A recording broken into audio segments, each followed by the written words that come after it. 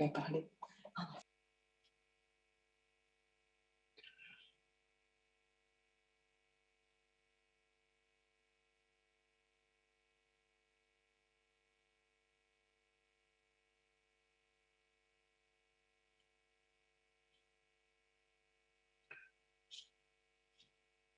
I would like to welcome all of you to this symposium under the theme, Strengthening the Resilience of Memory Institutions in Africa in the Face of COVID-19 and Beyond.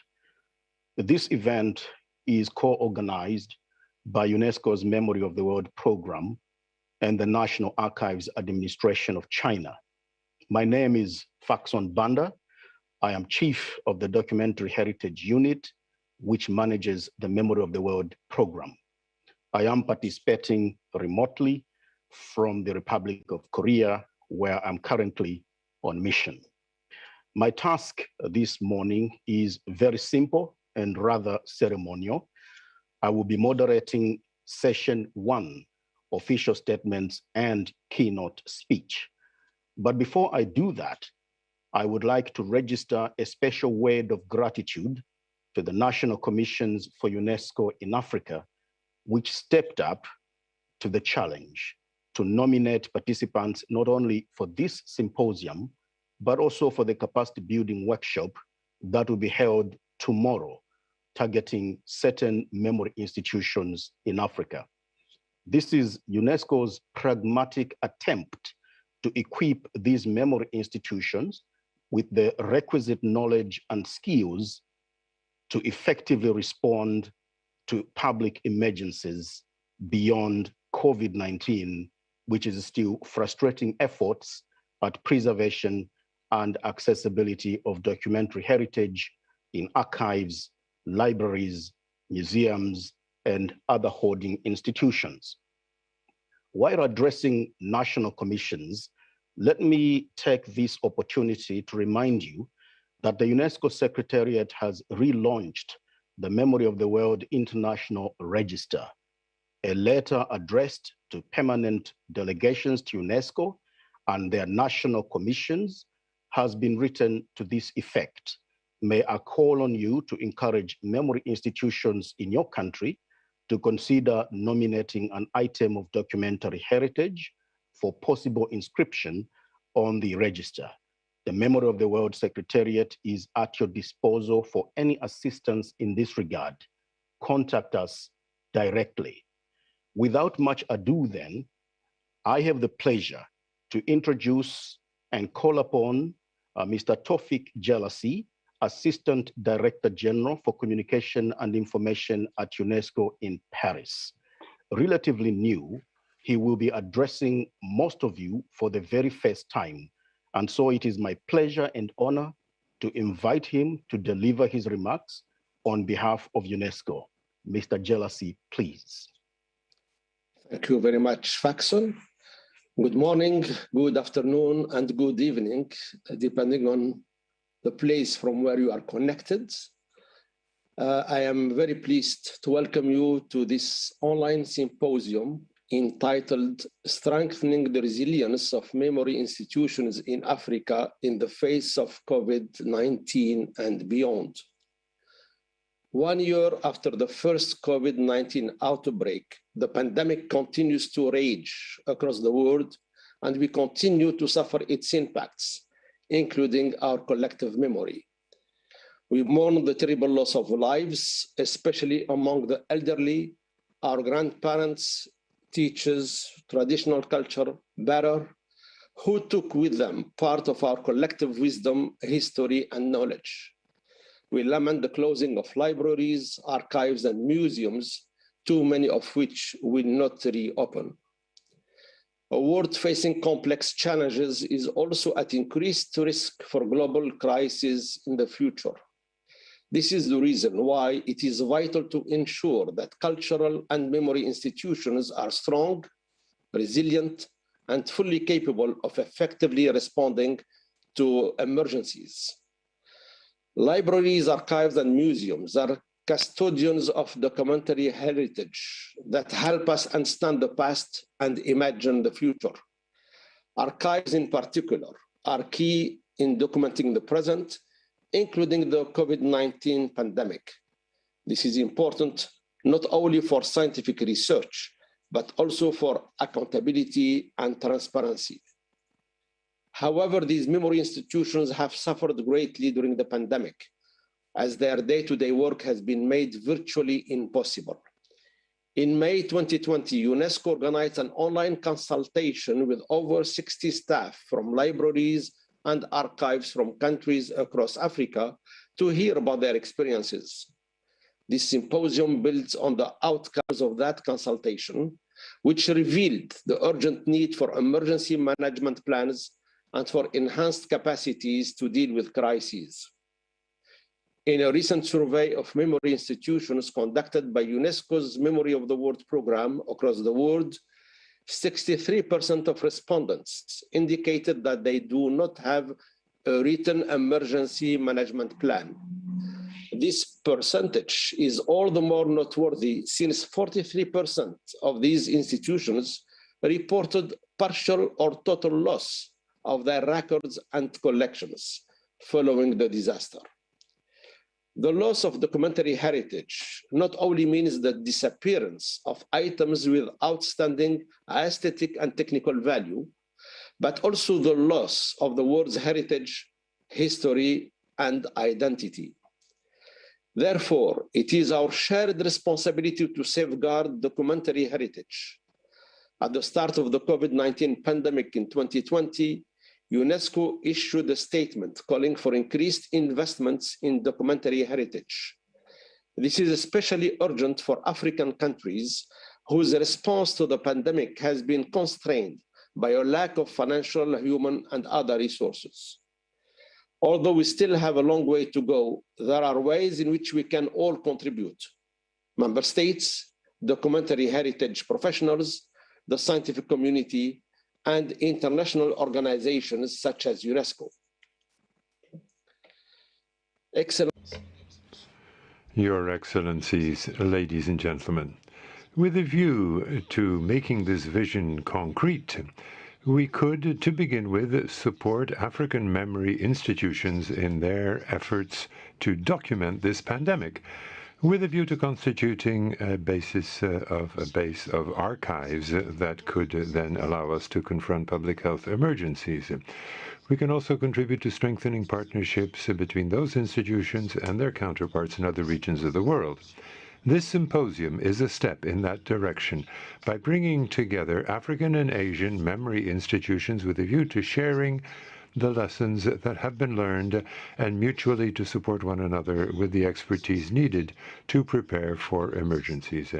Finally, we can raise the awareness of all stakeholders about the need to make a worldwide effort that is more concerted in order to support African memory institutions, which, as I have already mentioned, are confronted with more substantial financial, technical, and other challenges in their combating of COVID-19. And that is the objective of today's event, to share the perspectives and the lessons that we have learned from this pandemic in order to influence action. And that is why this symposium is also tied in with a practical training session on preparation for emergency situations addressed to certain African memory institutions. This training session will take place tomorrow.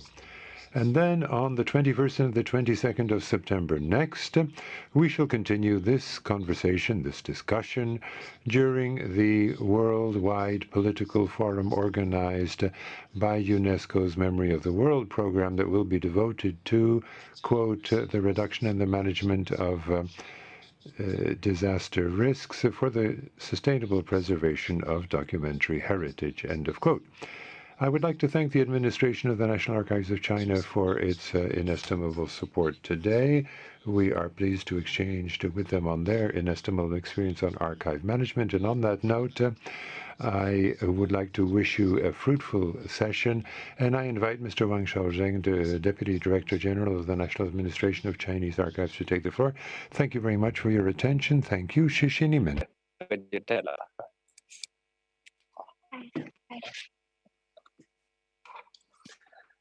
尊敬的 Mr. Tawfiq Jelassi, ADG of UNESCO, participants, ladies and gentlemen.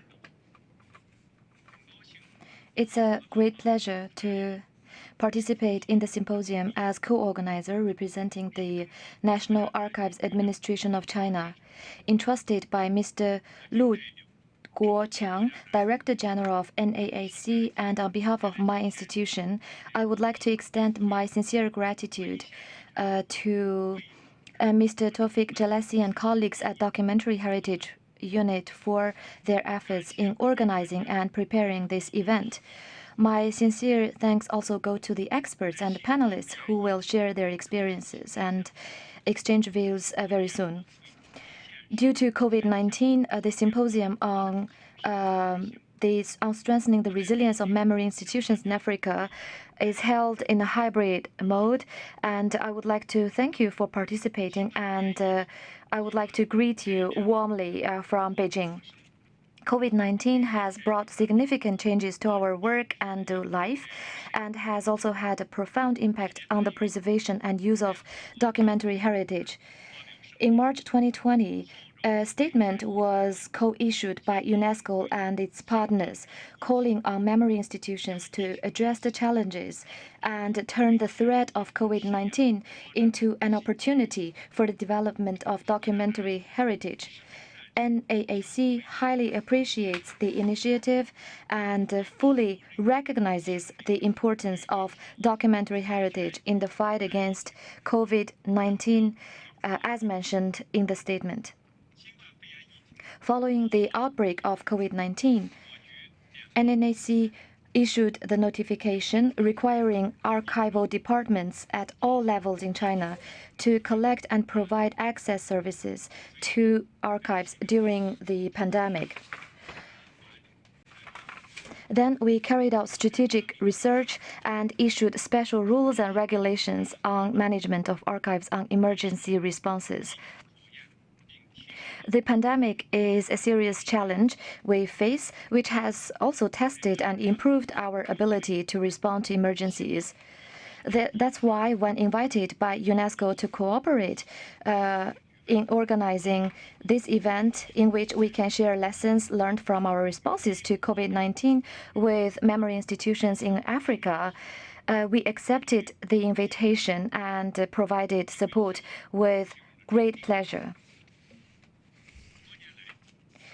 Over the years, Memory of the World program has greatly contributed to the safeguard of and access to documentary heritage of humanity.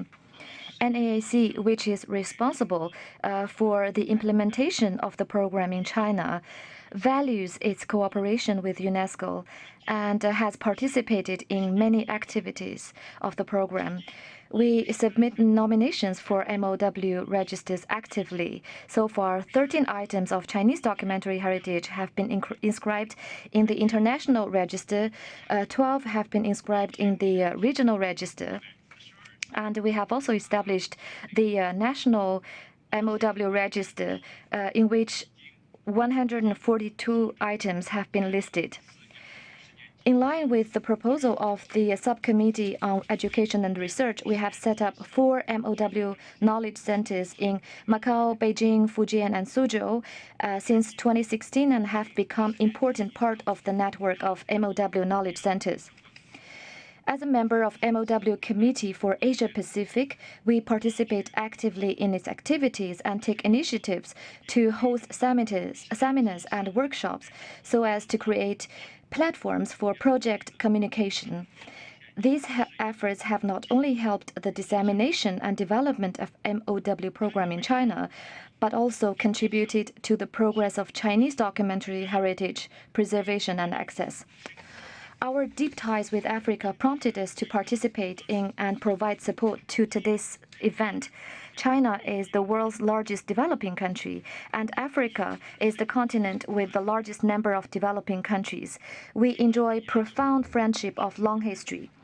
Since the outbreak of the pandemic, China and Africa offered mutual support to each other, and this has further enhanced our friendship and mutual trust. In May 2021, China and Africa jointly launched the Initiative on Partnership for Africa's Development. It has called on the international community to give stronger support to Africa so as to help the continent overcome difficulties and move forward. In the field of documentary heritage, we hope that at this symposium with our African counterparts, we can exchange experience and lessons learned during the pandemic, discuss emergency response plans and disaster reduction strategies of memory institutions, so as to contribute to the building of China-Africa community with a shared future. Documentary heritage, including archives, record history, support governance, and cultivate people. We believe that under the leadership of UNESCO and with the participation of member states, the member institutions across the world will work together, respond actively, strengthen resilience, and turn the threat of COVID-19 into an opportunity for greater support to documentary heritage. Last but not least, I wish the symposium full success and wish you all good health. Thank you.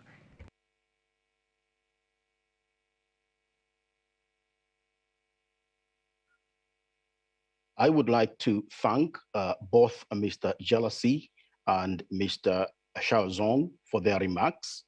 At this juncture, it is my pleasure and honor to invite our keynote speaker, Professor Alina Segobier, Dean of the Faculty of Humanities and Social Sciences at the Namibia University of Science and Technology. Her speech will focus on framing Africa's cultural preservation and accessibility as sustainable development in order to provide us with a conceptual framework for how emergency preparedness in preserving and accessing documentary heritage can be appropriated as an issue of sustainable development.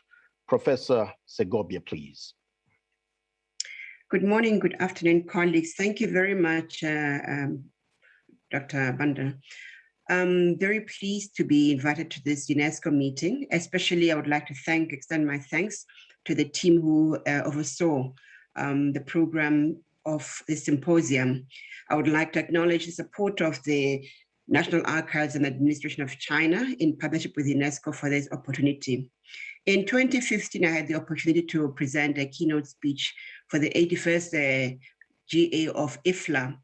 And in my presentation, I was examining the very same topic of looking at how the Sustainable Development Goals, as they were then formulated, would be a resource for heritage preservation, especially looking at documentary heritage going into the future. And it is timely that we are looking again at the subject in this conference, because clearly with the advent of the COVID-19 pandemic, there has been an onslaught and an increased threat on our heritage, cultural heritage, intangible and non-tangible. In this regard, my presentation is titled Future-Proofing Africa's Diverse Heritage, Lessons from the COVID-19 Pandemic. And I will focus on a few points, principally reflecting on the role of the past in generating heritage, in this regard, cultural and intangible heritage. I'll also look at the diversity of that heritage, especially looking at how it has been documented and the challenges we have faced as heritage practitioners in that documentation. I'll also look at the threats that have faced the continent in this respect, natural and other disasters. These may include, for example, conflict that has ravaged the continent and has put exceedingly great pressure on the heritage preservation and safeguarding of heritage exercise. I'll also situate the COVID-19 pandemic in the context of global pandemics. We on the African continent have had the experience of dealing with HIV/AIDS and other non-communicable diseases, including malaria, which have put extremely heavy pressure on resources. I'll look at how the continent, for example, in partnership with other organizations like ICCROM, and also the role of the African World Heritage Foundation, have contributed to the safeguarding of cultural heritage in the face of disasters and pandemics. And then reflect on the role of memory institutions on the continent and the lessons we've learned. I'll conclude by looking at how agency, especially personal, individual, community, collective agency can help in the formulation and reimagining of future programs around memory institutions.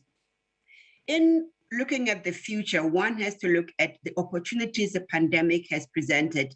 And herein one can look at how technology, especially the advent of fourth industrial revolution technologies, have enabled us to perhaps re-secure some of the cultural resources and heritage resources that may have been threatened. In this regard, we've seen the digitalization of rock art, of book manuscripts, which would otherwise have been lost to posterity. And I look at the opportunity for reinvesting in heritage in this regard, reinvesting in people. And in this regard, I look at 4 key imperatives. That is the reimagining of alternative futures, the putting people first, or as I say in my mother tongue, batupili, the importance of strategic knowledge management, and also the strategic use of technologies as opportunities for entry. In my remarks, I'll highlight the following, and I'll read a few of the passages from my own presentation as shared previously. Viewed from the long-term perspective, COVID-19 is clearly one blimp or one small event in the history of humanity. We are aware that humankind, as we know it today, from the origins of Homo sapiens sapiens, would have taken a long journey from the Holocene period, or the Quaternary period as you call it in archaeology, right through to today.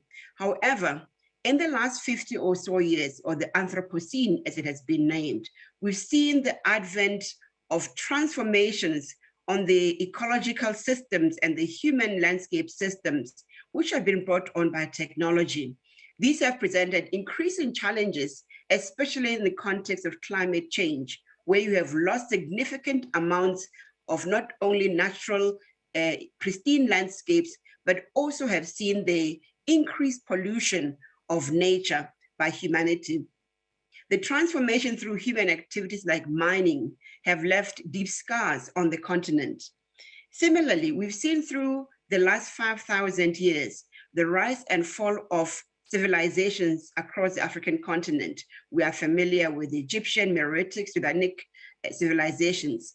In Southern Africa, we've seen the rise and fall of Great Zimbabwe, the Mapungubwe heritage site landscape, where we've seen the remnants of such wonderful developments as the metallurgical revolution that would have happened across the Southern African region, including gold, which was made in such fabulous technologies as has been seen with the Mapungubwe collection, such as the rhino, golden rhino.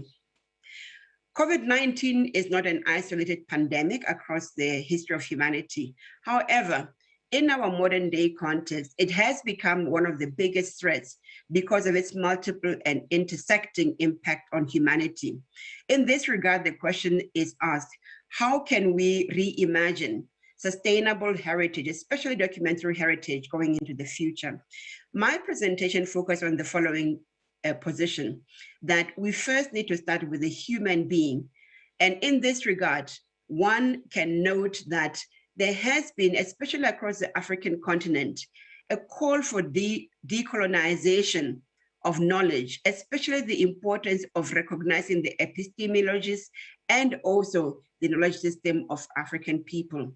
In this regard, if we consider human beings as the principal vessels or containers of knowledge, we would work more closely together to ensure that humanity can be preserved.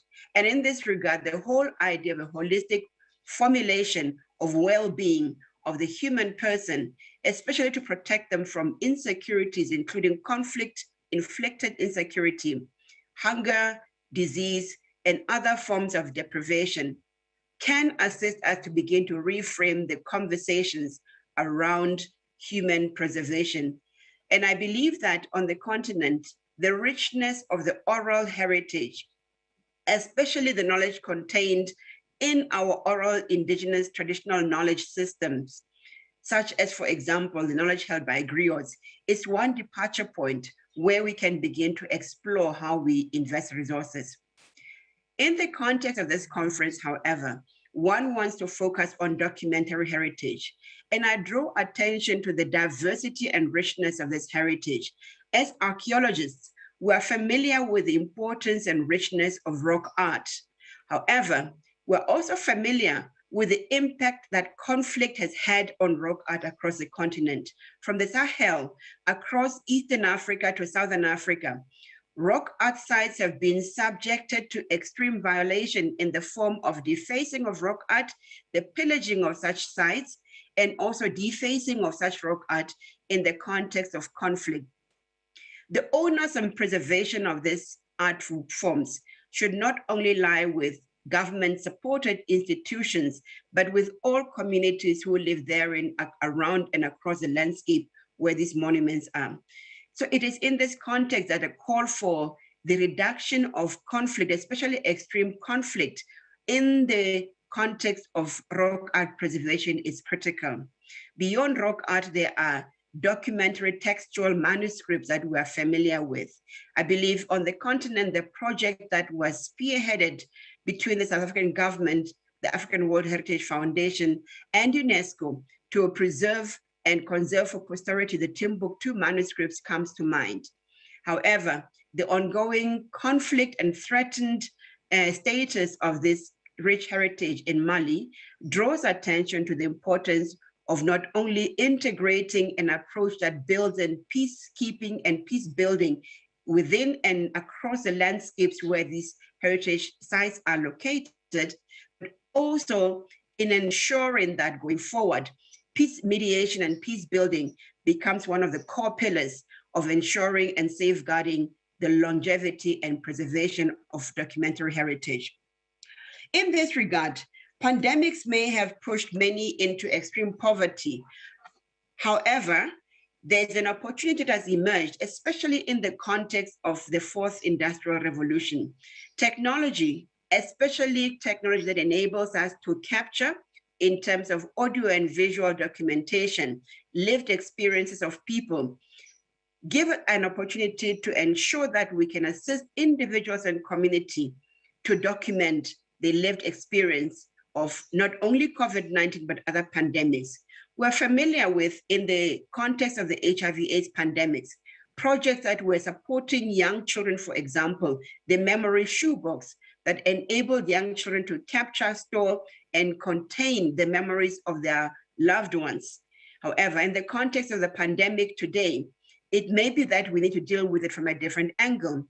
And it is my positioning that given the trauma that has been wrought by COVID-19, and especially given the complex layering of such trauma, which leads to intergenerational trauma, there's a deep need to go back in terms of historical record to look at the collective archive in the context of Namibia, where I am based.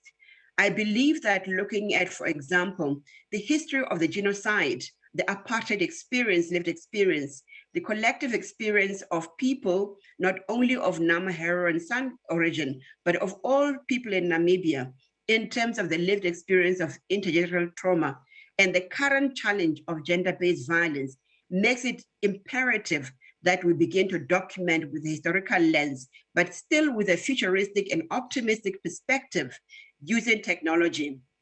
And it is that in this regard that I will conclude my presentation by highlighting the very critical importance that we as heritage practitioners, especially through the partnerships with UNESCO and the National Archives and the Ministry of China, that we can make a call to this conference and workshop that follows thereafter to ensure that the preservation of knowledge can be prioritized in terms of ensuring that we can leverage resources from the COVID-19 research and development agenda to ensure we can support activities of heritage and documentary heritage preservation in particular. I thank you.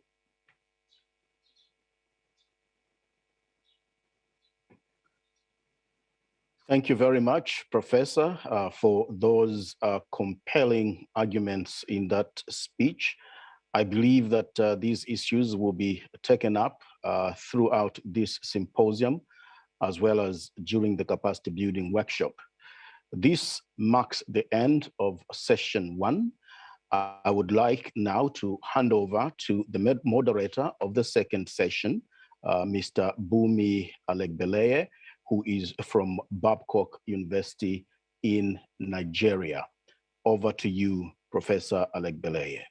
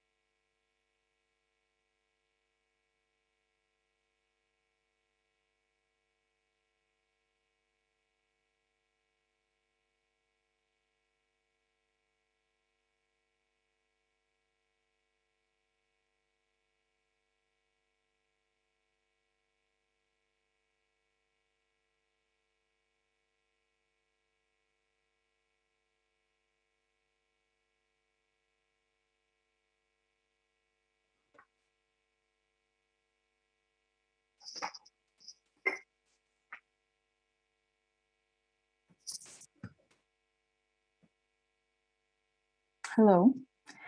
Good morning, everyone. I will be speaking on behalf of Professor Bumi. I would like to introduce session 2, which is entitled Documentary Heritage in the Face of COVID-19, Experiences for Memory Institutions in Africa, Asia, and the Pacific. We will host 8 speakers for this session. This session will be divided in 2. For the beginning of this first session, we will be hearing from a speaker, Ms. Dina Youssef from North Africa. Ms. Dina Youssef is the head of library sector of Biblioteca Alessandrina. We will afterwards be hearing from the Western African speaker, Ms. Judy Opoku Boateng. Ms. Judith is an archivist of the J.W. Kawebana Archives of the Institute of African Studies at the University of Ghana. I see that Mr. Bumi has joined us. I will finish to introduce the speakers, and then he can continue with the role of the moderator. After Ms. Judith, Mr. Elaji Malik, curator of Musée Théodore Monod and research at Institut Fondamental d'Afrique Noire, will be sharing his presentation. And concluding this first part of session 2 will be Mr. Paul Rukesha of Eastern Africa and the Great Lakes. He will be presenting a presentation on digital content development efforts that have been made on the Rwanda Genocide Memorial. So for now, I would like to call Mrs. Dina Youssef to present, and then I would like Mr. Bumi to please continue with the moderation. Thank you all very much. Hi, hi everyone. I'm so happy to be joining you at this symposium, and I want to welcome Dr. Banda and Dr. Taufi and everyone joining us today.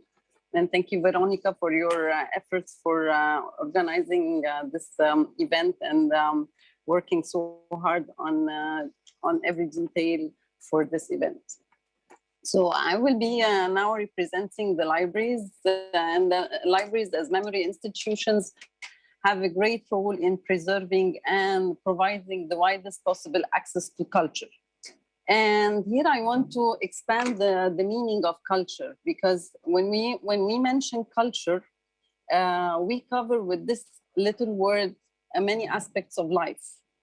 We cover the education, economy, health, social life, language, political life, history, literally everything characterizing a community itself. So to explain this practically, I will go through the role of libraries in depth, and I will focus at the end for our role during the pandemic. Here I want to take you beyond the libraries, the role of libraries as source of information and knowledge, to go through the services, to the other services, and to the activities that the libraries provide throughout its work.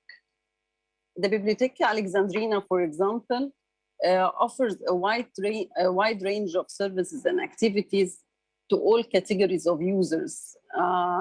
we serve children, we serve young people, we serve elderly, we serve people with disabilities, professionals, general public, students, researchers, literally all categories. We have our main concept at the library, which is the inclusion of all categories of users. We offer lifelong learning opportunities, professional development skills, trainings and courses, professional diplomas, literacy programs, awareness programs. In addition to the facilities and the venue, the equipped venue that we offer for everyone. And this, by the way, helps a lot of our users who are a bit underprivileged and do not have these facilities available elsewhere. What I want to highlight here is that the library is a clear mirror for the society, collecting and preserving all experiences, actions, news, materials, resources, best practices, achievements through its daily activities. And this can help future generations understand the events that are happening and experiences of today, which can improve their responses should they face the same or a similar challenge in the future. Well, in the next part, I will mention just a few examples on how libraries played a vital role in the last 2 years during the pandemic, or at least the role of libraries was a bit more obvious in the last 2 years than before, or people just started noticing our importance in the society. So, for example, when schools and universities had to close because of the pandemic, they were forced to use online teaching methods. So this is not really very familiar in our society, especially in North African countries, and we don't have the facilities, we don't have strong internet connections, we don't have the knowledge and experience on using these methods and approaches for online teaching. So libraries quickly responded to this and stepped in, offered a group of courses or instructional videos to help teachers and professors, as well as students and their parents, understand exactly all applications, features that work for the online teaching methods. We also did so many negotiations with database providers and e-collection providers to allow sharing full text articles and full access to our collection for our users and students at home, so that they can continue their research and studies while staying at home due to the pandemic. In some cases, we also offered equipment and computers with strong internet connections for those who had really a serious problem having these facilities in their houses. So with this, we could really help for a goal for education or quality education in our sustainable development goals. So this is a real strong role of libraries. Secondly, when we had the virus, when the virus occurred and it started spreading, medical and pharmacology teams started to work on developing a vaccine or a cure to help people get through this phase. So libraries and archives were the main source of information for previous challenges in similar incidents, as well as a rich and reliable source of information and we have all related collections and reliable resources that they could use in their research. So this is also one of our main roles in helping in helping the community and helping the healthcare domain. In other aspects, we also arranged a widespread awareness campaign to inform people on how to deal with the virus, what it is really, what it really can do to them, and how to cure themselves or how to protect themselves and their loved ones. We also gave more information on the different vaccine types. We always highlighted the fake news so that they don't go after fake news and get and panic and put the society in chaos or or just to avoid any panic or chaos in the society. So we had a really strong role, raising awareness all the time on what is happening. Sorry for that. Also, no one can deny that so many businesses were affected during the lockdown and had serious problems keeping up with the economy. Problems that due to the pandemic. So also here libraries had a very strong role giving the people who had lost their jobs opportunities to take courses and to listen to important lectures that can help them find another mean of another job with that can help them with the time of the pandemic. We have emerging jobs like online jobs. We have the digital marketing opportunities, translations, and we have also online interpretation, like the one the one is used in this symposium. So we introduced to our society options for new jobs or emerging jobs that they can work on when they to pass on this phase of pandemic and go through it peacefully. So I can go on with this forever, but I don't want to pass my time. So what I want to conclude with is that libraries are involved in every aspect in life. They are and should be the core of reference for decision makers when facing any crisis. In this occasion, I would recommend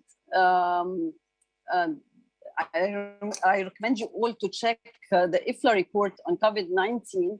It's a really rich report with details of experiences from all over the world, not only from North Africa. And it's showing great stories that the people can really learn from. In this crisis, despite of the misery and sadness that it brought to the world, it had offered memory institutions a great opportunity to advocate practically for the importance as cultural heritage repositories, preserving the past and present for a better future. So what happens now shapes the future. So I recommend that the Memory of the World project would focus in the coming phase on advocating the importance of memory institutions, and also show how important for governments to support preservation and allocating enough budgets for memory institutions to continue their work for the benefit of the community and for a better future. Thank you. Well, thank you very much, Ms. Youssef. Thank you very much for this very illuminating contribution. I think we would then have to go to Ms. Judith Boatengo Popoku, Opoku Boateng, archivist of the J.H. Kwabena Nketia Archives of the Institute of African Studies, University of Ghana, to make his own contribution. Thank you. Thank you. Thank you, Professor Bumi. Yes, and I'm very happy to be here. I wait for Mariama to share the slides, and let's talk. So, hello everyone, sending you warm greetings from Accra, Ghana. And as I wait for Mariama, I want to use the opportunity to thank the organizers for including me in this webinar. Thank you. So I work in the University of Ghana, which is the premier university of the country. And sorry to bother you, madam, but the interpreters would like to notice that your microphone is rubbing against your dress and is creating extraneous noises that are really quite bothersome and prevent us from interpreting effectively. Yes, Mariama, please, next slide.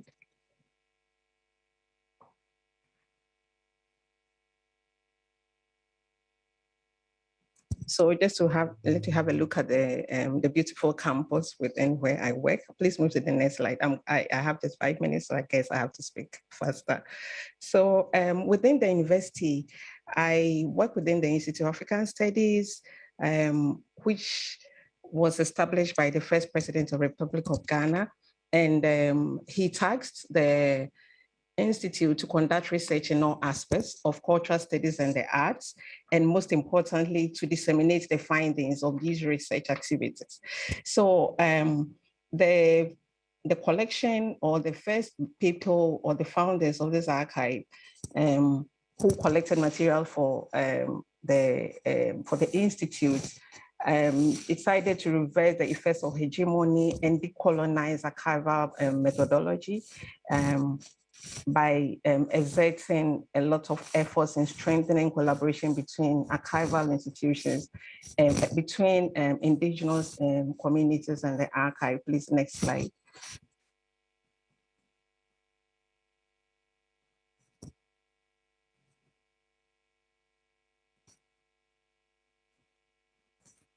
Next slide, please, Mariama, sorry.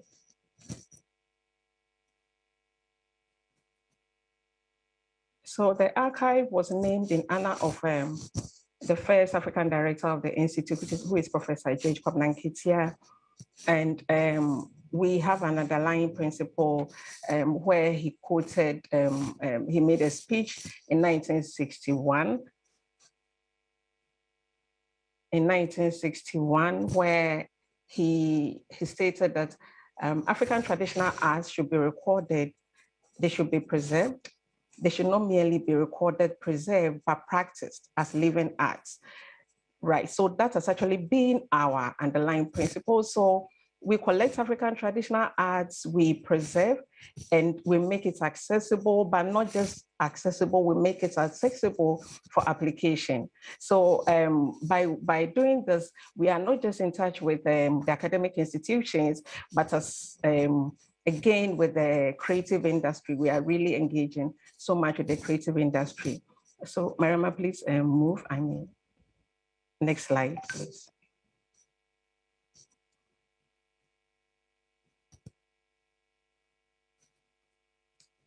Next slide. So that's the president of the First Republic of the Republic of Ghana, tasking the Institute to conduct research in all aspects of cultural studies and the arts. Please, next slide.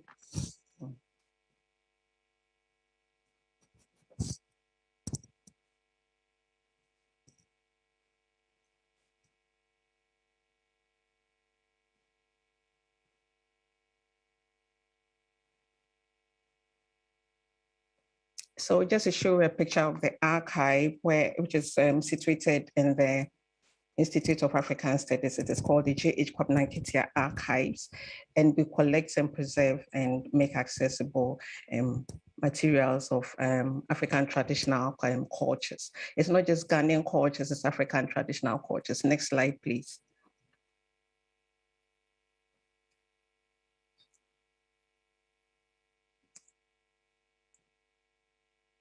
It actually started as a small archive, a small sound archive, but it has grown into a mixed collection archive, incorporating paper collections, audiovisual materials, and very unique photographs covering the cultures of the African continent.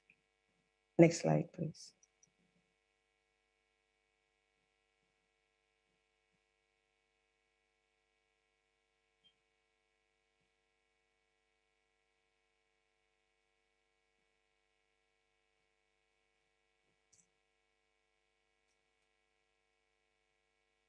Next slide, please.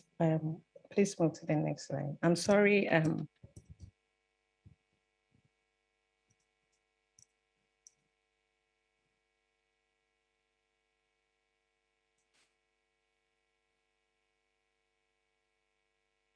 So that is a guiding principle, and this is what is moving us, to record. So almost every staff of the archive, it's has to be almost like a videographer. We just don't collect, we also collect lots of materials on Ghana's living heritage and other African materials that are brought to us in the archive.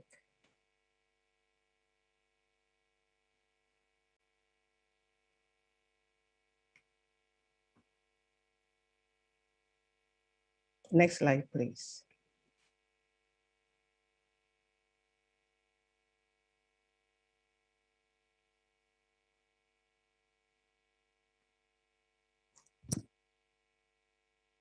Next slide, please.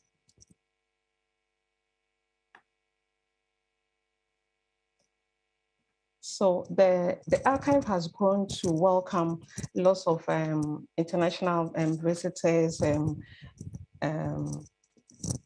through training programs, through conferences, and through tours, that come to the University of Ghana to learn about, best practices within our region. I am not saying that we are above, we are there, but then at least we're trying our best within the region to provide the best archival standards, just not just for the archive, but also around us. So with regards to strengthening our resilience and Nketia Archive's resilience to the COVID-19, what I'll say is that we decided to use the opportunity as an incubation period. We decided to grow the collection because as much as we collect, we thought we should still add on. We were lucky in Ghana. We just had, I think, the lockdown wasn't that long.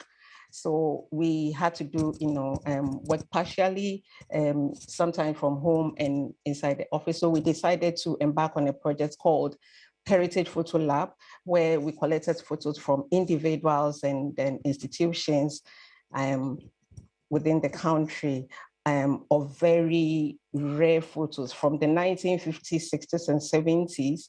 And then we digitized them in the archive and we made them accessible through an exhibition which we held in the National Museum. And then apart from that, we again have an ongoing project called the Archives in Archive Project, where we are also establishing other smaller archives within the archive, because we realize that lots of musicians and creators and other people have very unique archives. They have no idea how to keep them. So we entice them to bring them to the archive, so that we can also name them within the archive. So for instance, we have Professor John Collins's archive, which is an archive within the Nketia Archives. We have Ghana Best Archive, which is also an archive within the archive. This is actually we decided to use the COVID period, to build. Then again, we use the opportunity to collect all our backlogs because, I think we all have to be honest, lots of archives and libraries and have lots and lots of backlogs. So we use the quiet time to clear backlogs because we've been doing more of physical, activity has been physical. All our patrons come physically to the archive, but then we decided to use a quietness to just clear and catalog all the materials that have not been cataloged. Then again, I think the challenge we had was that our materials are not online, but information about the materials are online. So we decided to modify our database to include multimedia. In this way, it becomes easier for people to have an idea of what we're doing. It is also an ongoing project which will soon be mounted. Then we decided that a lot of people, to entice students through the Sakai platform, the university platform, which is used, the Sakai teaching platform that is used by the University of Ghana, to provide library guides to entice students in using audiovisual materials in their research, because it's been more of library quoting library materials. But then we decided to use those guides to support their research, and it's really been going well. We again thought it was an opportunity to strengthen the weaker or sister archives within the country. So what we did is archives are around us that just have very basic inventory. We just decided to go and help them to just at least do some collection assessments, so we do this through training and all that. So I do not have much time, but this is to let you know that the pandemic has had, positive, negative effects on archival institutions, but I feel it is an opportunity for us to bridge the relationship between archives around us and then move to the next level. So I was saying that I used an analogy with a bottle to one of my, the sister archives. I told them, as an African archive, you don't, once you have an opportunity to digitize or you learn best practices, don't just stay there, move to the next level. Once you move to the next level, help your other archive to also move to the next level, so that we get to meet up to the other archives which have moved up there, So I use the bottle as some kind of an analogy, and I would like to end my presentation here. When I'm given the chance another time, I would like to go into this. So thank you so much, and apologize for taking eating into the time. Thank you.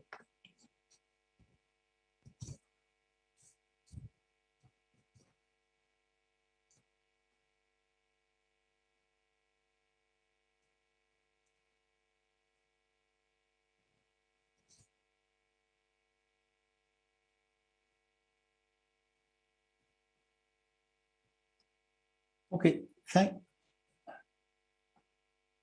For me, am I good on time? Is it okay? Yeah. Yeah.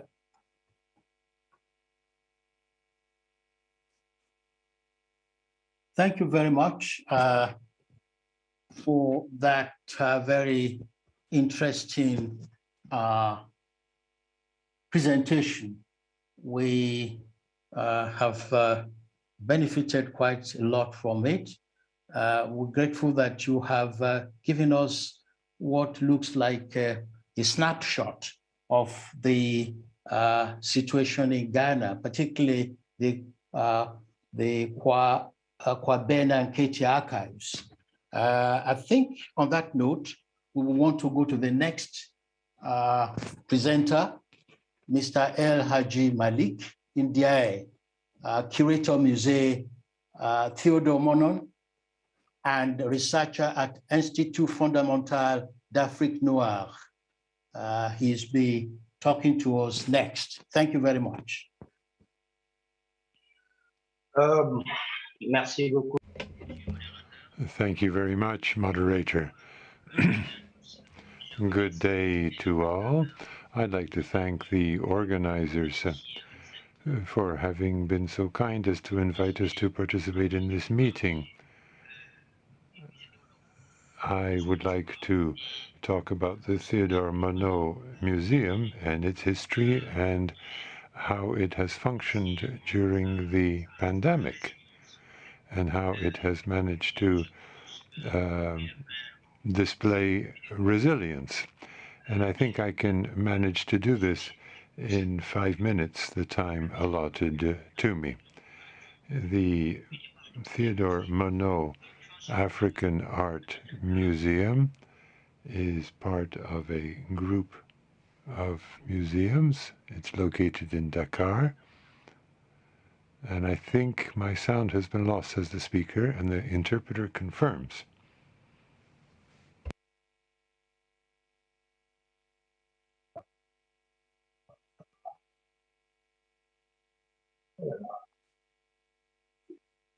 Excusez-moi, j'avais perdu. Excuse me, says the speaker.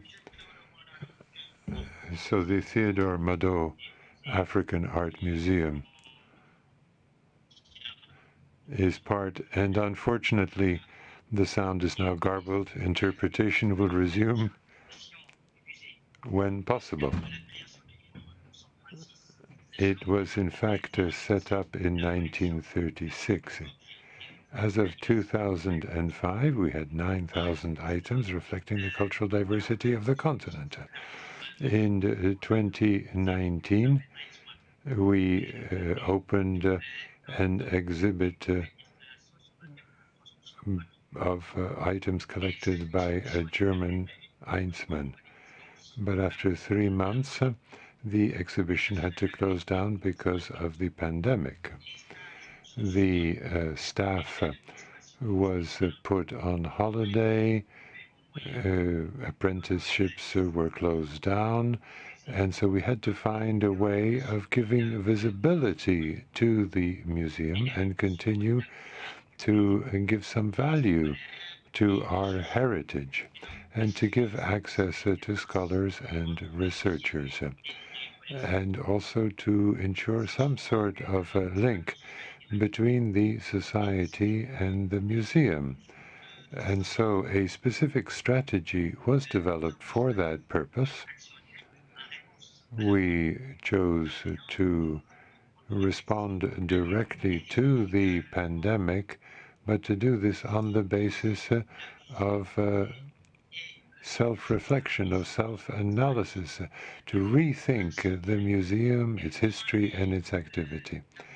So the direct action consisted in finding ways in which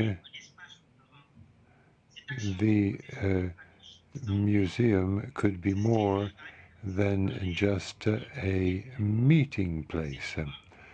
And we did what, in fact, all museums around the world have done, namely by setting up virtual exhibitions accessible digitally. But the pandemic showed us, and we expected this when it started, it showed that there is a real divide among different museums when it comes to the use of digital technologies.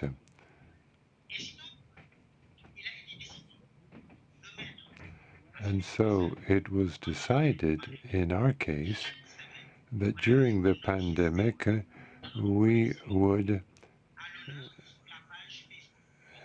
set up a specific item from our collection on the Facebook page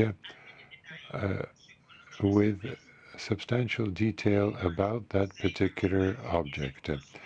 So there would be an image, but there would be the usual museological information about the object in connection, and that was the strategy to respond directly to the pandemic. We wanted to make sure that the museum would not be completely forgotten. And the second part of the strategy had to do with a self-analysis, a self-evaluation.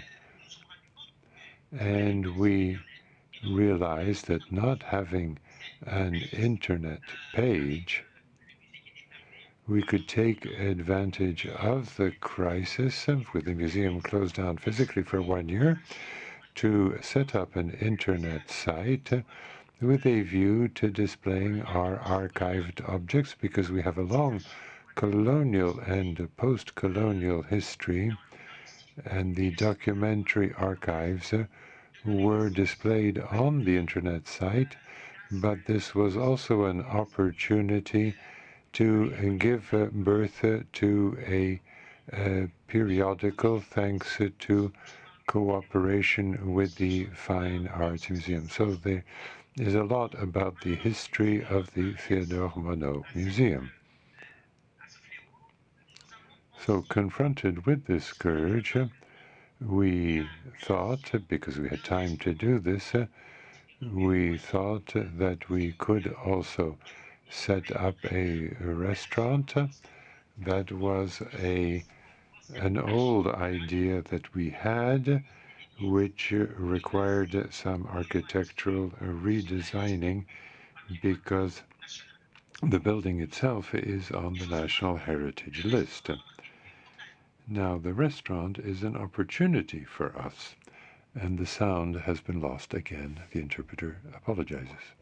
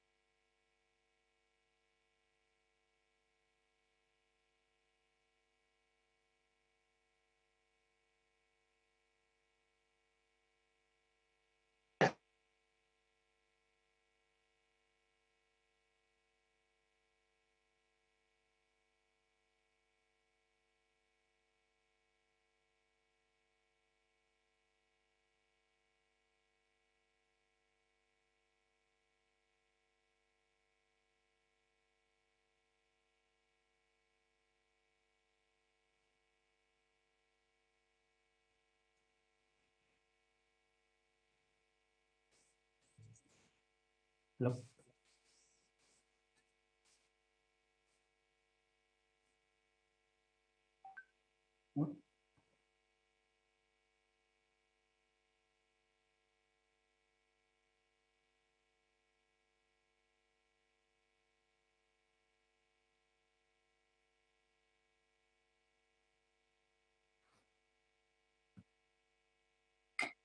Hello, everyone. Sorry for this delay. We would like to move on with Mr. Paul Rukesha's presentation. Mr. Paul Rukesha is the digital content development team leader of the Rwanda Genocide Memorial. I'd also like to thank Mr. Elaji Malik for his presentation. Mr. Paul Rukesha. Thank you, Veronica. So I'm Paul Rukesha. I work for Aegis Trust, which is a United Kingdoms-based NGO that operates in Rwanda and that is running the Kigali Genocide Memorial. At Kigali Genocide Memorial, we have established the Genocide Archive of Rwanda, and it opened officially in 2010, December 2010. And previously we had collected testimonies related to the genocide against the Tutsi, testimonies in audio-visual format, text-based documents, artifacts like ID cards, physical ID cards, to show how ethnicity was a tool used during the genocide and even before to commit mass atrocities.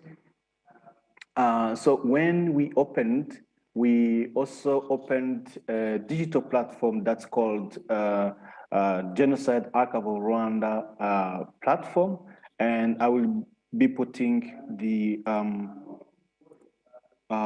link in the chat so that you can, while even I'm presenting, you can, so you can see what we do. So on that platform, we have uploaded almost 200 videos of survivors, around almost 100 videos of genocide perpetrators who willingly confessed their crimes and who finished their time in prison and who contributed to the history of genocide, telling how, what motivated them to participate in the genocide, and also their opportunity to ask for forgiveness and also to be reintegrated in the community. So we all those materials are really helpful for the community here in Rwanda, but also a variety of users, including researchers, academicians, students, interns, and people are coming from around the world to access our archive physically, but also online. For example, we can cooperate with a museum in Germany who want to, to exhibit materials like machetes that we have as artifacts here, and we do take high resolution pictures and send them to them so that they can exhibit those materials to show the magnitude of genocide committed in Rwanda. But what I wanted to say, what is important about our archive is that we documented 31 memorials around the country, and then we have developed virtual tours, interactive maps that people can use. For example, you can visit the Kigali Genocide Murambi Genocide Memorial in the southeast of Rwanda, from Texas, from Paris, from Accra, from Abuja. You can visit the memorial, you can go inside, you can also play short videos of the people who survived from those places, not only survivors, but also people who participated in rescuing, the category that we call rescuers, and also perpetrators. For example, you can have a survivor who survived from that place, the person who rescued him or who assisted him or her to survive the genocide, but also a perpetrator who participated in the killings at that spot. And you have that video to help you understand. It's not only the memorials that we document, we also document the post-genocide initiatives, including the Unity and Reconciliation initiatives. And what we do, we geographically, we go to the places where they are based, and then we collect information, and then we give you on the map on your screen. You can click on a button, and then you have a full information of that association. You have the list of members, you have their quotes talking about how their lives were improved because of the association. And yeah, we have also documented virtual tours of youth association that are committed to create peace clubs, to perform peace activity, peace education. But also, I forgot to mention that at Kigali Genocide Memorial, we very much committed to peace education. We invite people. Also, we go to outside communities to teach peace education, and peace and values education as a cross-cutting issue. And also it was included in the national curriculum from primary school to the secondary schools, and now we are hoping to include it in the universities. So the materials that we use for that peace education is from the Genocide Archive of Rwanda. The digital materials that we share with the teachers, with parents, with youth, so that they can learn about the genocide, its consequences, but also the resilience, and also the innovation of the youth prevent future mass atrocities and future ethnic-based politics. So I didn't share the screen because it will take time to show you about this platform, but I expected you to open the link that I gave you and just see yourselves what we have, the testimonies we have, the documents we have. There's a lot, there's more than 8,000 materials uploaded on that platform. But also you can contact us, we can partner, we can get some materials from us to enrich you archives, so the world knows what happened, because genocide as a crime of a mass atrocity, of a crime against humanity, and the steps to prevent future mass atrocities in the world. I think I can stop here and later on respond to your questions when perhaps you've done to skim through the platform. Thank you very much. Well, thank you very much, Mr. Paul Rukesha. That is a very interesting presentation, but it gives us a lot of things to think about, particularly because of the problem of the issue that your country faced during the period of the massacres and the rest of them.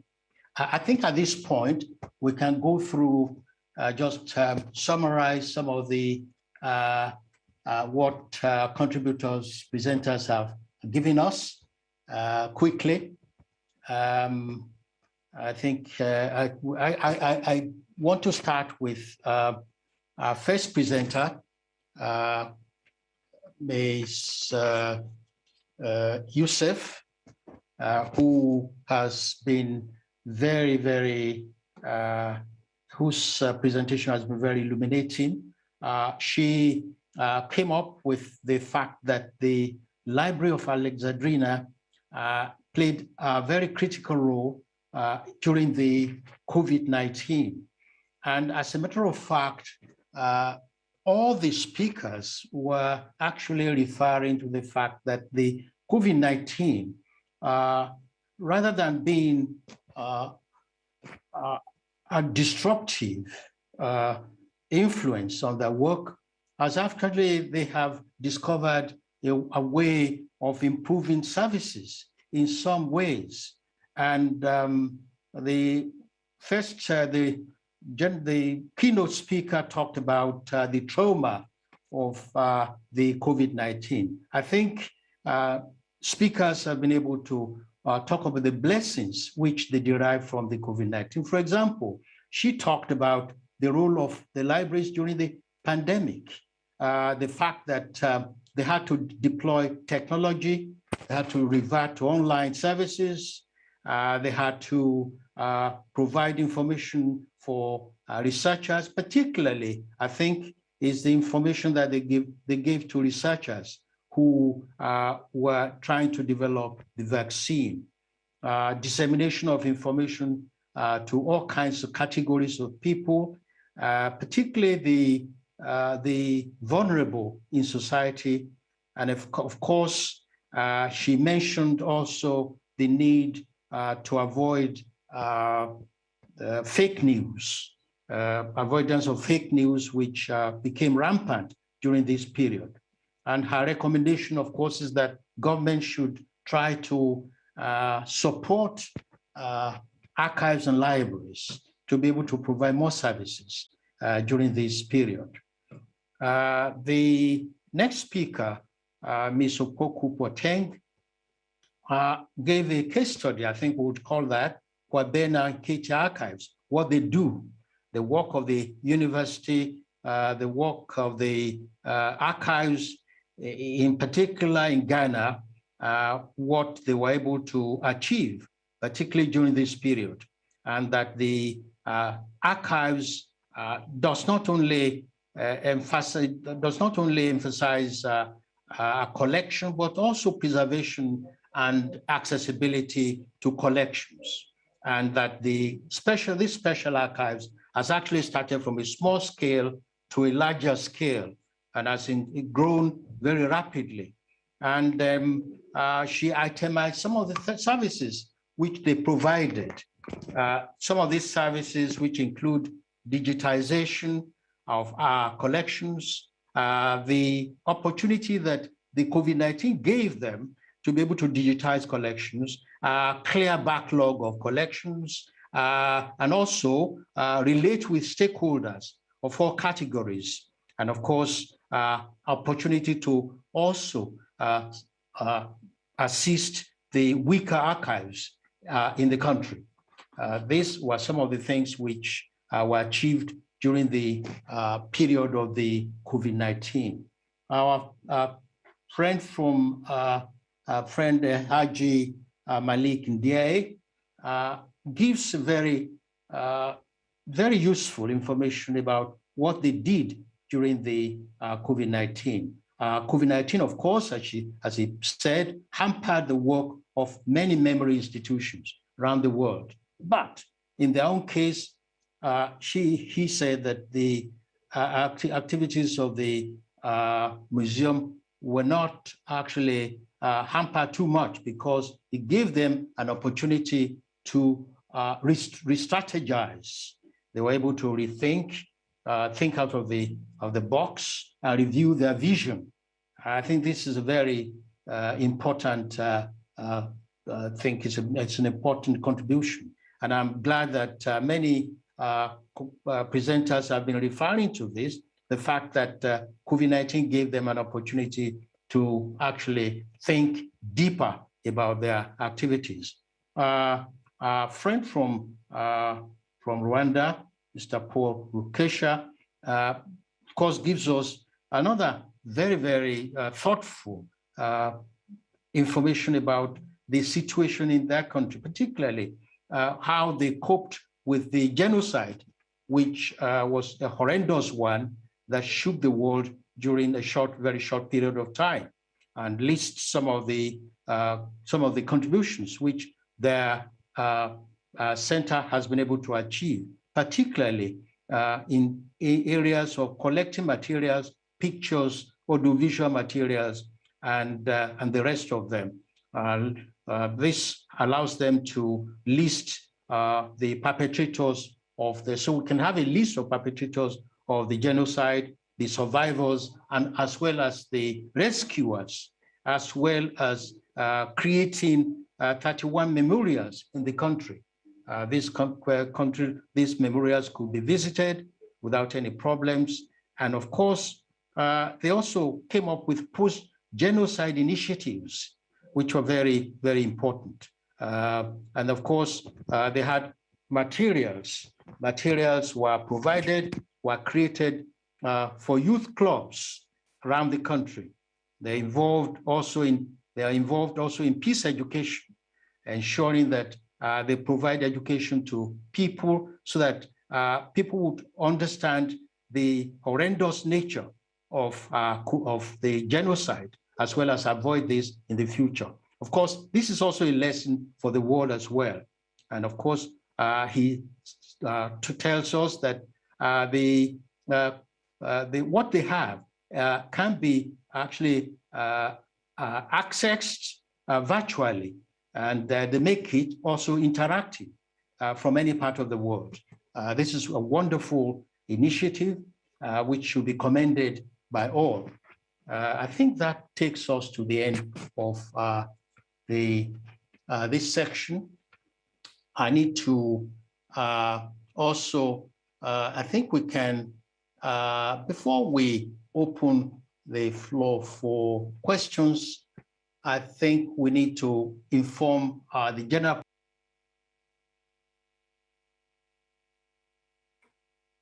Hello. Yes. Sorry, Mr. Bumi. We are falling a little bit behind schedule, so I invite the speakers to look at the questions and answers in the chat and answer the questions directly. And now we should move on to listening to Mr. Christian Nana's presentation. He is the president of the National Committee of Econ of Cameroon. Thank you. Thank you. Thank you, all of you. Thank you to the Professor Boumie, and thank you to the team of UNESCO to associate me to this symposium. I am preparing my short presentation in French, so I will do my presentation in French. Merci. Thank you, because we, as museum professionals, curators, I work as a museum director, I'm also a curator, and I'm a president of ICOM, as you have quite rightly said.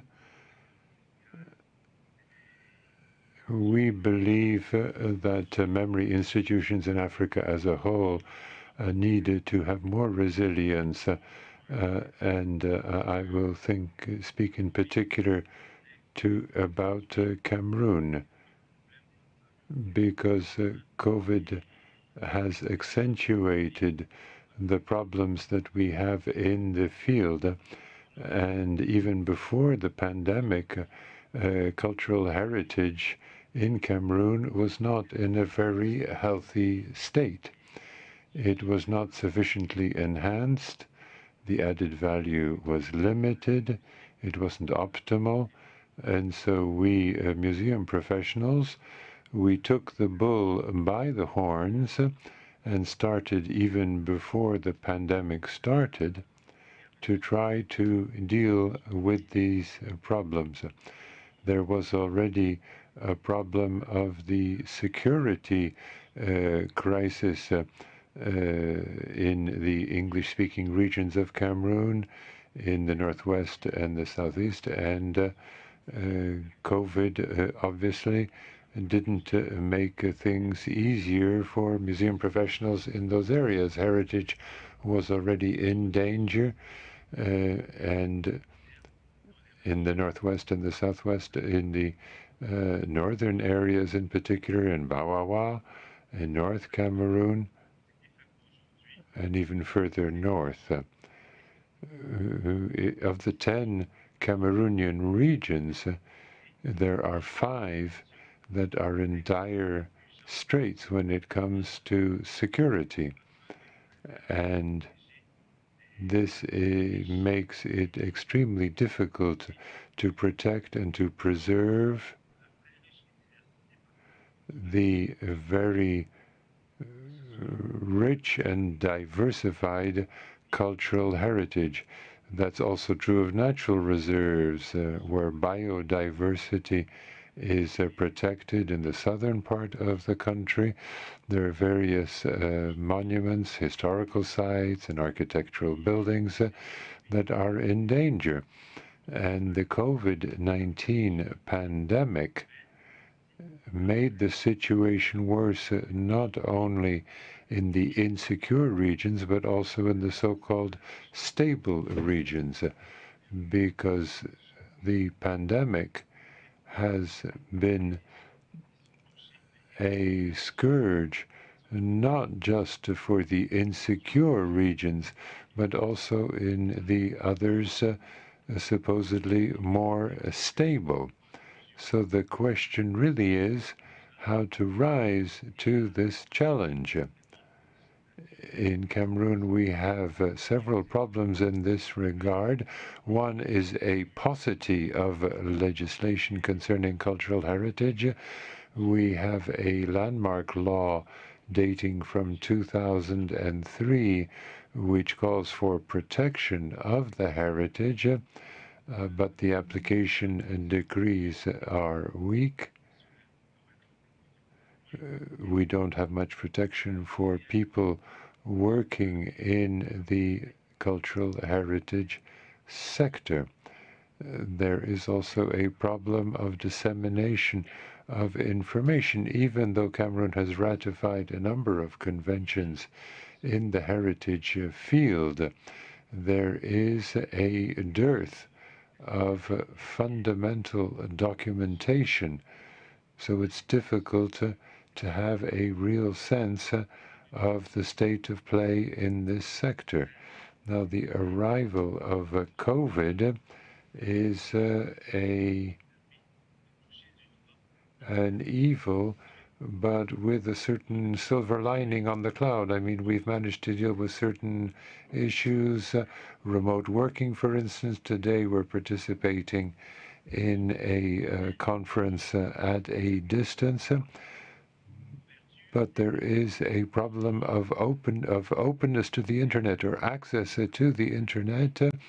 Those who are in Yaoundé, Douala, perhaps, but it's not always easy to have high-speed internet, and certainly in outlying regions. There are many museums that certainly can take advantage of remote work. Offre de formation, c'est une nouvelle offre professionnelle. Now, what we're looking at is a new training program, no new training prospects. And really what we need to do is kit out to the museums and make sure they have the right kind of internet connection. With IPCOM and Aleph, we've started working on this, running an operation on the ground to assess the situation and see whether and how we can help people working in museums can bridge that gap, and also maybe focus or showcase rather our work and showcase it across the world. Now, the pandemic has in fact forced us to look at our working practices, etc. And I think that really is the key, and I can come back to that if there are any questions later. Thank you.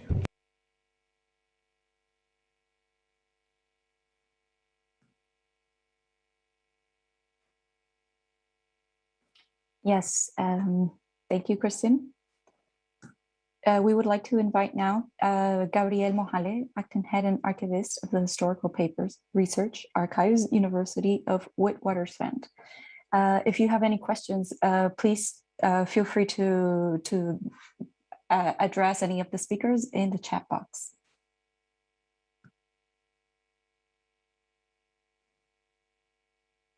Yes, good day from Johannesburg, South Africa. May I please ask for my presentation, otherwise I can share.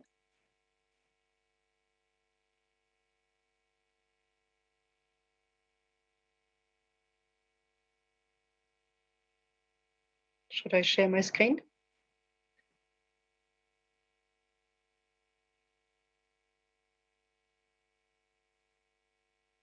May I just say in the meantime, whilst Mariama is bringing up the presentation, that I am honored to be here and share this platform with my colleagues, not only from this continent, but beyond.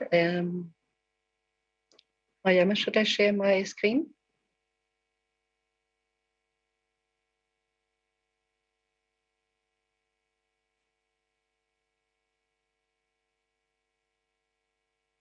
Can you see my screen?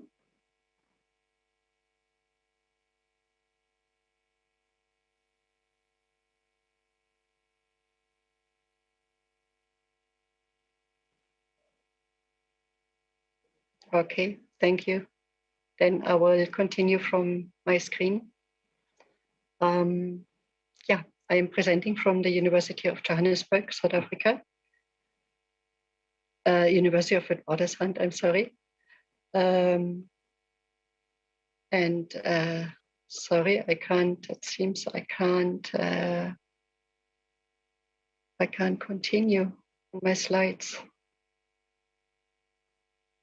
Not sure if it's because Mariama was also trying to share.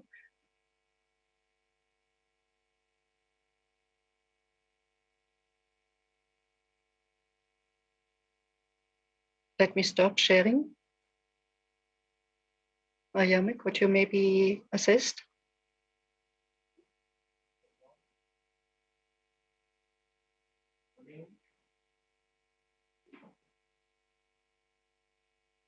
Thank you. Next slide, please.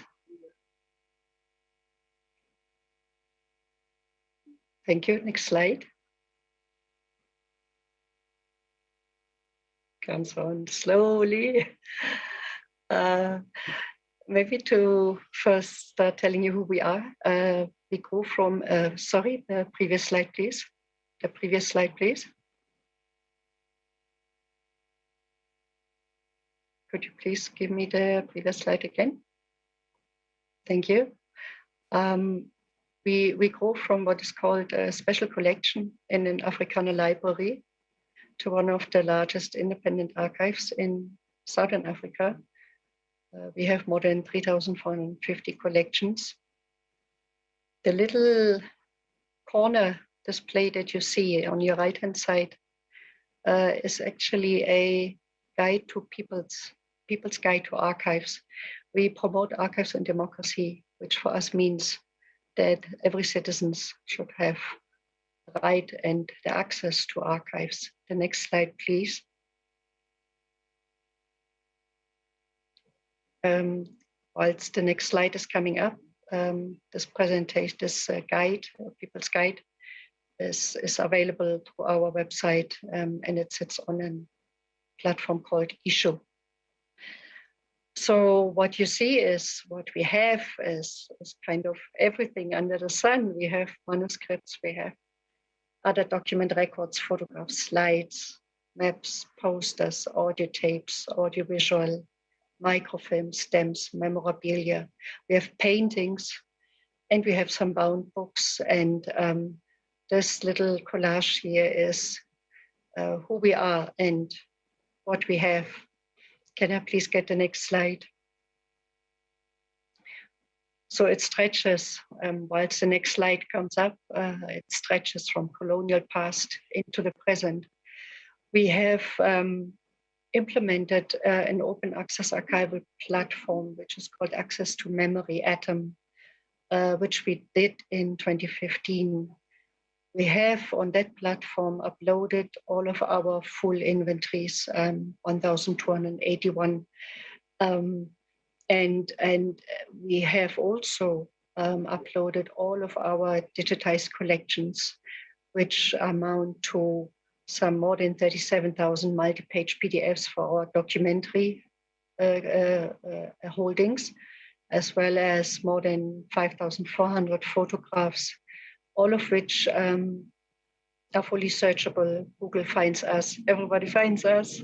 And we are very happy with this platform, which was initially implemented with the help of the International Council on Archives and the company called Archivematica.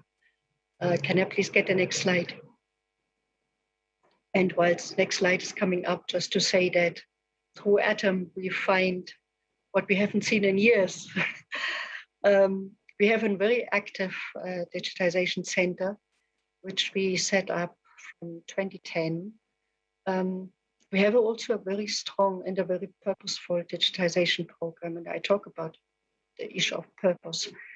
We received funding from the South African National Research Foundation for skills training in digitization and creating a skills foundation, in fact, in South Africa, not only in the tertiary sector, but also beyond into heritage institutions such as museums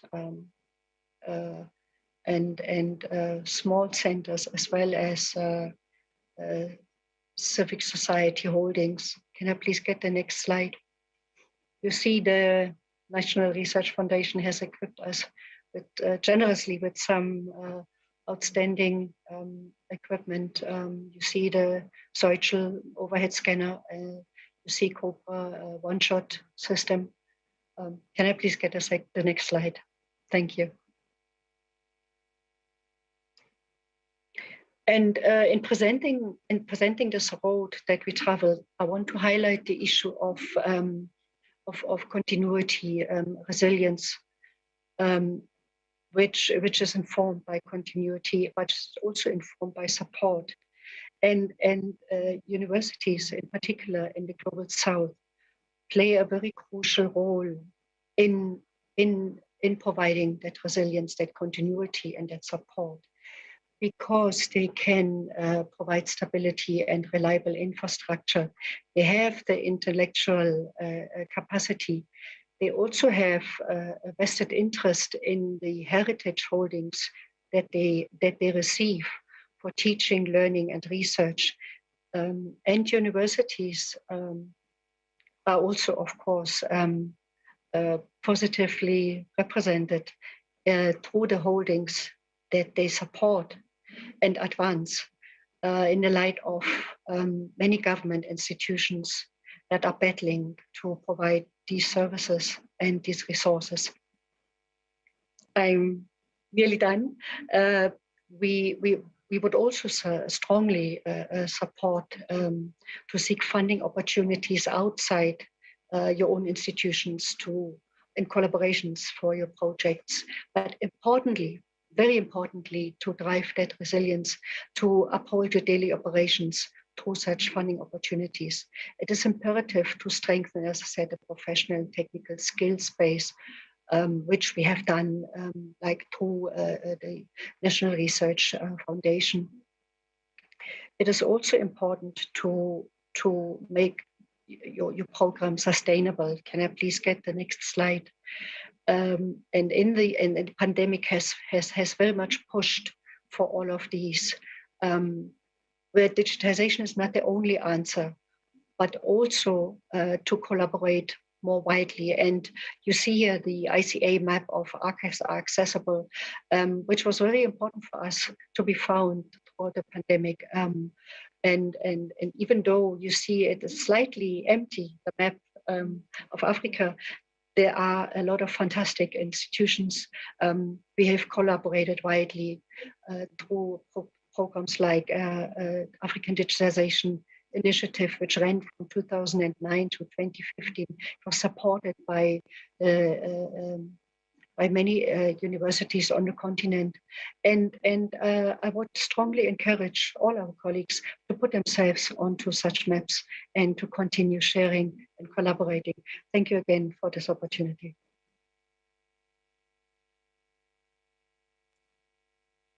Well, thank you very much, Ms. Gabrielle Mohale, for this very interesting contribution. We then would have to go on to the next speaker. I'm told that we're short of time. We would we're inviting Mr. Kei Yano from Japan to give his contribution. Thank you. Mr. Yeah. Can you hear me? Can you hear me? Okay. Hello, everyone. I'm Keiji Yano. I'm professor of Geography Department and Art Research Center at the Ritsumeikan University, Kyoto, Japan.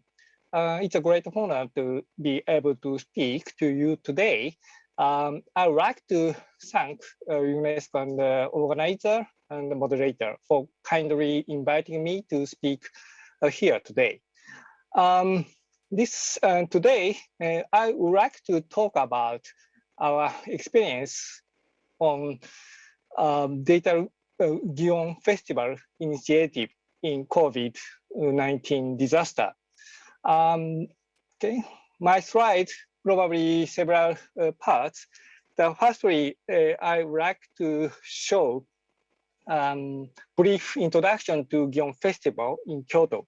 So Gion Festival is very long history and a very big traditional festival in Japan.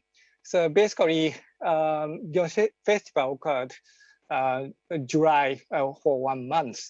So this festival origin started in 869. So Gion Festival has history over 1,100 years.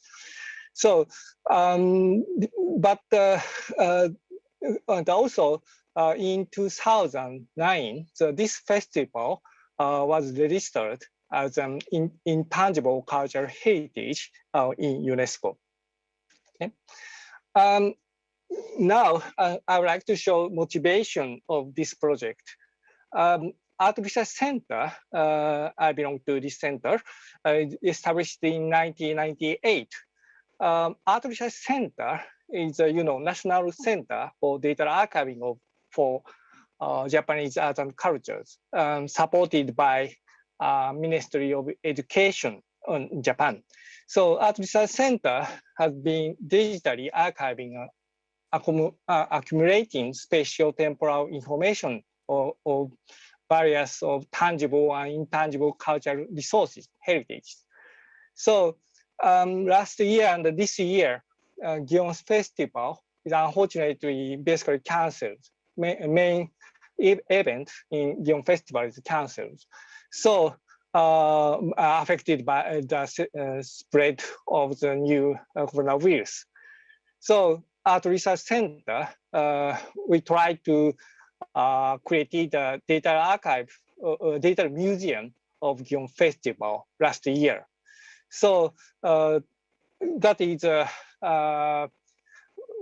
visitor, internet, the visitor Gion Festival treasure, like this one. So totally, probably over 5,000 contents included in this website. So if you search the Gion Festival Data Museum on Google and any search engine, you can easily find this website. So the left side is the last year website, and the right side this year's website. So this box is entrance of each content. So you can easily access to data archive of Gion Festival. So, but we have no time. But if we also this is video on YouTube, you can find the Gion Festival Data Museum. So this is the introduction of you exploring Gion Festival Data Museum. So including many photos and all the photo like this one, and also all the maps on all the maps. And this is a simulation of 3D virtual reality models on Gion Festival. So, and this is a very old film, and like this one. So any visitor can access to this website like this one.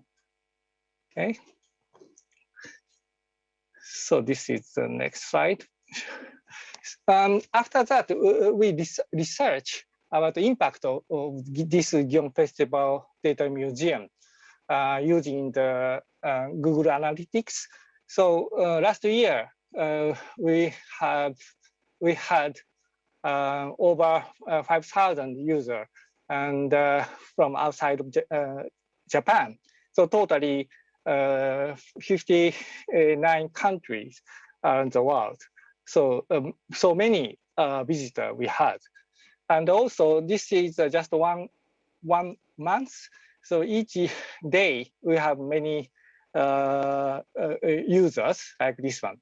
So this movement, basically according to the media exposure. So for example, newspaper and TV and so on. So this is some event like this one. So anyway, our many visitor, we can actually we can get it. So just a 5 minutes presentation. So I would like to conclude by making the following point. COVID-19 outbreak has led us to a more online-based lifestyle and higher incoming demand for the use of digital archives than ever before. In this age of ICT, how should we inherit intangible cultural heritage like Young Festival with a long tradition in the corona disaster? So promoting the openness of cultural resource to the entire world based on digital humanities. So exploring through the data museum will make the joy of participating and experiencing the real things fruit once the corona disaster is over. I believe next year we have real Young Festival, but also as well as we support the virtual Young Festival through the website. Thank you for your attention. Thank you. Well, thank you very much, Mr. Yashi Yano, Kei Yano, for this interesting presentation. I think we can now look at the, we have the Her Story project, which I want to introduce. The Her Story project was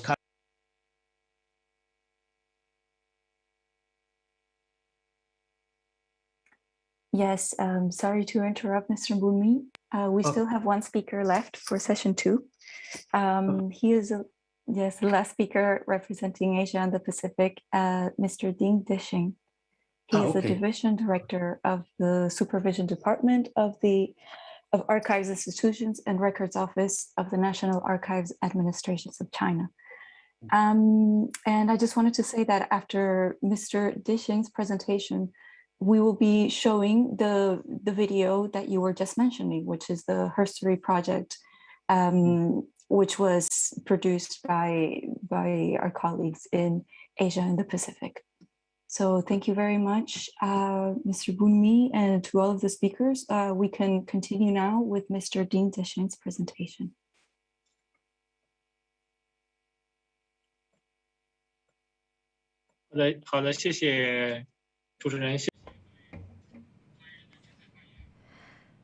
Good morning to you all. I'm very happy to participate in today's symposium and share with you our experiences. Archives preserve the past, serve the present, and enlighten the future.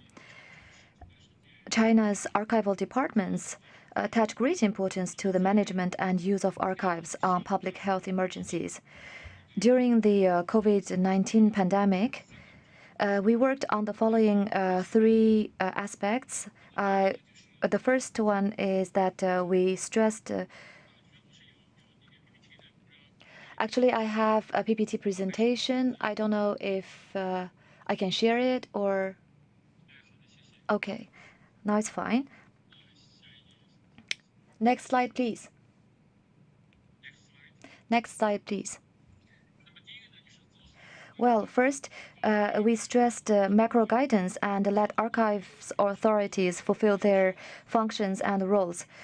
NAAC is responsible for the overall planning and macro management of National Archives. In February 2020, following the outbreak of COVID-19, we issued the notice on archival work during the pandemic, and in March 2020, relevant departments forwarded the opinions of NAAC on archival work during the COVID-19 pandemic. And the opinion requested all departments to work on both fronts, archiving the pandemic and fighting the pandemic. And we asked all regions and departments to provide easy access to research services to provide support for the fight against the pandemic. And even the companies and enterprises have been able to provide each other with archives and material for mutual support to fight the pandemic. Next slide, please.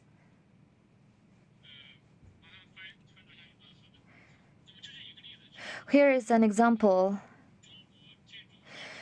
Well, in 2020, China Construction First Group Corporation and International Engineering Co. Limited of China provided Wuhan with construction drawings and related material of Beijing Xiaotangshan Hospital, which was built in 2003, actually, during the SARS crisis, in a very swift manner. So you can see this played an important role in the building of the Huo Shenshan Hospital within 10 days. And second, we also stressed the overall planning and conducted targeted research. Well, actually, at the very beginning, we carried out strategic research on the archives, management of archives on emergencies. And then we have also incorporated management of archives on emergencies into the law. Next slide, please. Next slide. Next slide, please. Well, thanks to the efforts made by NAAC, the Archives Law of the People's Republic of China clearly stipulates the requirements for the archiving of emergency response, because this law was reviewed and approved in June 2020. And also, we issued dedicated rules and regulations for the management of archives on emergencies. For example, we issued Order Number 16, which is called Administrative Measures for Archives on Major Events and Emergencies, which makes institutional arrangements for the management of archives, early intervention mechanism, and the development of thematic databases. All this provides systematic solutions for management and integration of archives and archival resources. Next slide, please. Next slide. Seems this is very complicated. Well, third, here you can see this is an example of a regulation which governs which shows the administrative measures for archives. And we have also focused on crucial aspects of archiving. We both receive and collect archives, actually, in accordance with the requirements of the current archive laws and regulations. Archive departments have included archives on the pandemic into the scope of reception, and will finish receiving archives created in 2020 by the end of this year. Apart from receiving archives, we have also enriched collection of archives through acquisition and collection of oral history. We have collected a large number of precious materials, such as oral narration from medical staff, the diaries from the mobile cabin hospital written by medical staff, documentary videos from the front line, and artworks. Next slide, please. Next slide, please. Here you can see some examples of archives that we have collected, photos and calligraphy, audio-video clips, and many of them have already been collected and put into our archives. We have also been developing thematic databases for archives on the pandemic. Thematic databases can effectively overcome barriers in resource integration and sharing, which is caused by different management schemes, departments, and ways of compiling. We think this is a very good way in archiving.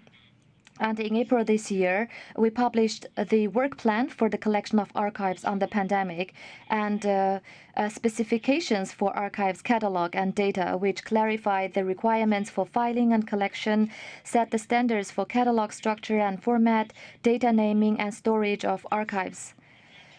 Our plan is to promote the cross-domain, cross-region, and cross-level integration of archival resources on the pandemic. Next slide, please.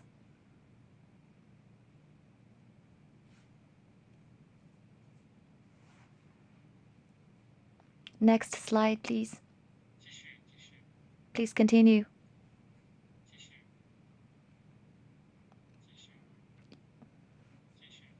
Please continue. Next slide, please. Here is an example of databases, and actually, we have very clear requirements on the building of these databases. They are thematic databases, and this will help us to have unified, harmonized databases.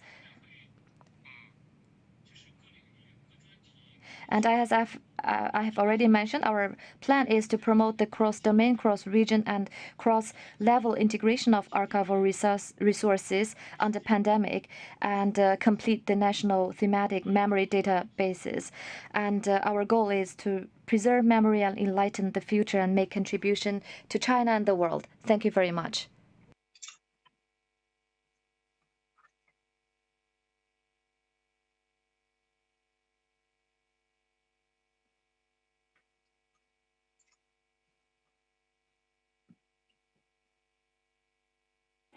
Thank you very much for your contributions, Mr. Ding Desheng.